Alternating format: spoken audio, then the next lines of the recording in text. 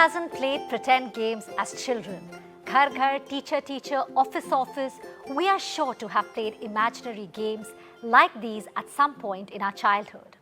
Did you know that playing ghar ghar is actually a vital tool in the development of your child?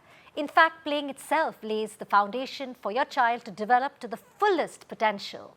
As we celebrate childhood and joyful learning through play on Bachpan Manao, with Ekstep and NDTV, we are joined today by Professor Usha Goswami, who is Director, Centre for Neuroscience in Education at the University of Cambridge. Thank you so much, Dr. Goswami, for joining us. So, I want to ask you, what is the importance of free play or unstructured play, and what does it teach children? Pretend play is very important for both developing children's pro-social skills and for teaching them to regulate their own emotions. Because if you've ever watched children playing an imaginary game, their biggest desire is to be part of that game. So they have to learn the rules. The rules might be that you're not allowed in this part of my fort because you're not the right kind of soldier or something. So they have to learn to regulate their own desire to be in that fort. And at the same time, they have to use their imagination to create these scenarios that they're partaking in, which means reading the emotions of the other players, being aware of how to include everybody in the game. It's one of the best indicators of good pro-social development is to engage in pretend play with other children.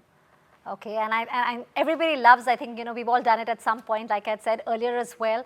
Professor Goswami, but does pretend play take away from learning? Does it make the child less academically ready?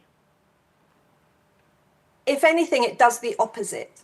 So we've seen that from our research that children who play imaginary games and use more language at a higher level and have more understanding of how to include everyone in the game, they're the ones who cognitively do better at school, because this is developing so-called executive function skills, which is children's ability, just like executives in a bank, to kind of decide what's the most important thing to do next. How do I control my emotions so that I can have the best outcome?